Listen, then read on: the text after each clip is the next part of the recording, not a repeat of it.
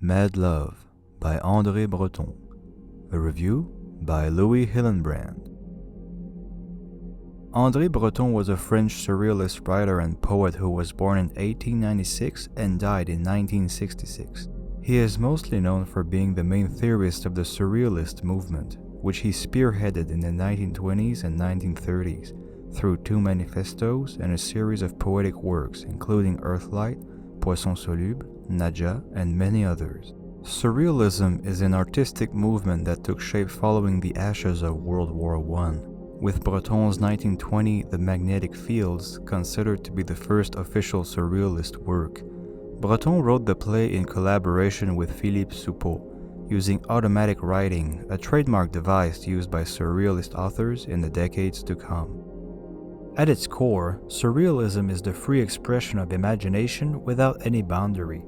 It flourished in the 1920s around the same time as Dadaism, a movement that celebrates randomness and provocation for its own sake. One of the ways surrealism differentiates itself from Dadaism is in how it is deeply rooted in the thought of Sigmund Freud. It puts great emphasis on dream and waking symbolism, revealing greater insights about a person's being than the conscious mind can disclose.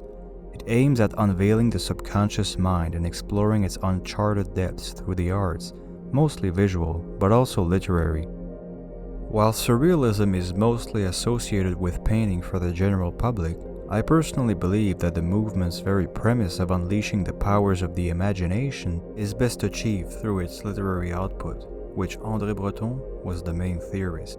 The first work I ever read from him was his Poisson Soluble, a series of poems created through automatic writing that were meant to be part of the first Surrealist manifesto of 1924. I recall finishing the work in one day. Such was the grip that it had on me with its way of staggering the imagination with imagery that defied anything I had ever read before. It conjured to my mind the theater of my dreams, with its typical darkness lit by the unforgettable imagery that flowed on its stage as I read page after page.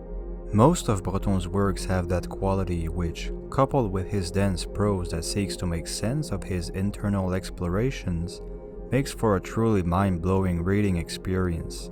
Such was the case for his Mad Love, published in 1937. It is a prosaic work that explores the concept of romantic love and the many life-changing events that contributed to his meeting with his wife Jacqueline Lambert in 1934. In it, Breton compares the loved one, the feminine, to a divine emanation that draws one's desire to unprecedented heights and unveils knowledge about one's own depths in its being ever fleeting. For Breton, what is hidden becomes even more attractive than what is taken for granted. In one key passage he writes, "The greatest weakness of contemporary thought appears to reside in the extravagant overestimation of what is known compared to what is yet to be known." In the first portion of the book, he describes his visit to a flea market with one of his friends and how the two objects that they buy there end up having deeper psychological meaning than the chance encounter would lead one to believe. The world then becomes a dreamlike landscape where every mundane event, occurrence, or object turns out to have deep insight to reveal to the explorer of the mind about their relation to the world. The same applies to romantic love, according to Breton. He compares the loved one to beauty itself being manifest, and just as the encounter with the key objects at the flea market ended up being a fated interaction with deep psychological meaning, so was his meeting with his wife charged with events that defied reason. Breton namely describes how, in 1923, he wrote a poem conceived through automatic writing called Sunflower, in which years later, he interpreted the symbolism as detailing his encounter with Jacqueline Lambert in 1934 near the Saint-Jacques Tower in Paris, which he compared to a sunflower. Later on, he argues that, contrary to popular belief, there is no such thing as love being inevitably meant to fade away. Romantic love is a device that constantly mirrors the loved one to the lover and the bliss of the passion inspired by them.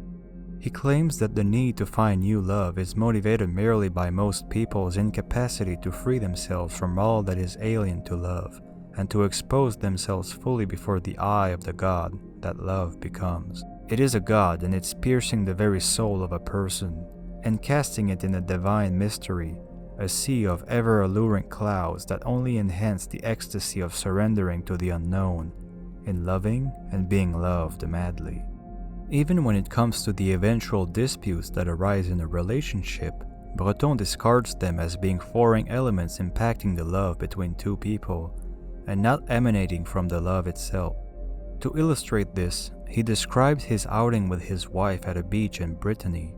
He writes that he felt very uneasy and irritable on that occasion, but that it was only because of how he and his wife were visiting an area that was near the grounds of a murder in the past, whose energy, according to him, influenced the cold tension between the two during their walk. Breton ends his work with a letter destined to his daughter Aube when she comes of age. In it, he ruminates on how the love of his daughter prevented him from taking part in the Spanish Civil War, the way he sees her as a newborn child, untouched by prejudice and psychological bias. He declares that while he is her loving father, it is she who has an entire world to teach him. He ends the book with this wish to her: "I wish for you to be madly loved." One could argue that there is little to no other literary movement or genre that engages the imagination more than Surrealism. It is in how Breton leaves no stone unturned in the fabric of everyday existence in his frantic quest for deeper meaning to life that the Surrealist ethos is fully expressed. When one thinks of Surrealism, one usually instantly thinks of Spanish painter Salvador Dali. André Breton knew him very well and actually hated him with a passion for his refusal to be involved in the politics of the time. Indeed, something that baffles me is that while the Surrealist artists never ceased to promote the free reign of the imagination and not to let oneself be stopped by any set of dogmas, they were also very keen supporters of communism. Breton expressed this in his Position politique du surréalisme.